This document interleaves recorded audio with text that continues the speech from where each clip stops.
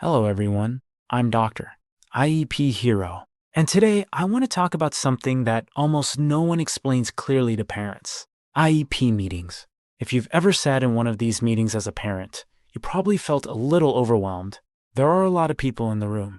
There are a lot of documents. There are a lot of terms that sound official. And most parents walk away thinking the school must understand the system better than they do. But here's the truth. The law actually gives parents far more power than most people realize. The problem is that the system is complicated, and no one really sits down and explains how it works. So today, I want to walk you through several things about IEPs that schools often don't explain clearly. Not because teachers are trying to hide anything, but because the system itself can be confusing. Let's start with the first one. Parents are equal members of the IEP team. That may sound obvious, but the reality is that many parents walk into meetings thinking the school has already made all the decisions. Legally, that's not how it works. The Individuals with Disabilities Education Act requires that parents be full members of the decision-making team. That means your input matters. Your questions matter. And if something doesn't make sense, you are absolutely allowed to ask for clarification. An IEP meeting is not supposed to be a presentation. It is supposed to be a discussion. The second thing many parents don't realize is that goals are the most important part of the entire IEP. Many meetings spend a lot of time talking about accommodations, extra time on tests, small group testing, preferential seating. Those things can be helpful. But accommodations are not what drive progress. Goals do. Goals determine what skills the school is actually responsible for helping your child improve. If the goals are vague, the progress will also be vague. Strong goals are specific. They are measurable, and they clearly define what progress will look like. The third thing parents should understand is progress monitoring.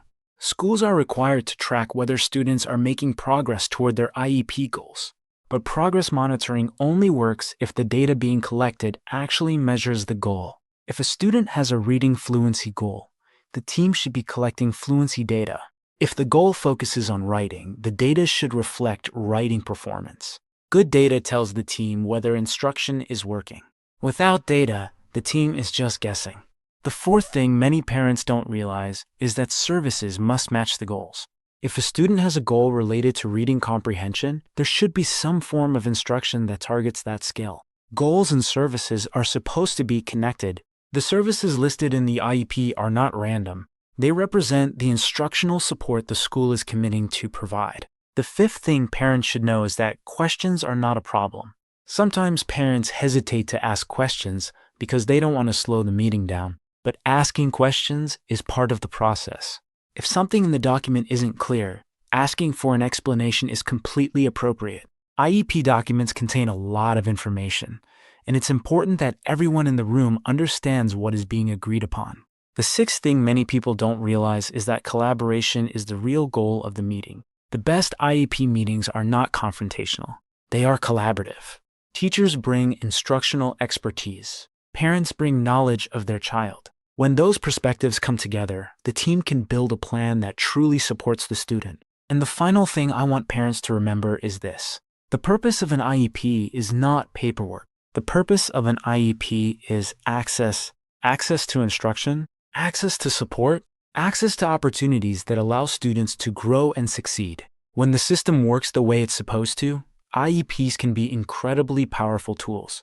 They help schools focus on what matters most: student progress, student growth, and student potential. Special education works best when teachers and families understand the system together. And when that happens, the focus shifts away from confusion and towards something much more important: helping students succeed. If you found this helpful, subscribe to the channel. I'm Dr. IEP Hero, and I'll see you in the next video.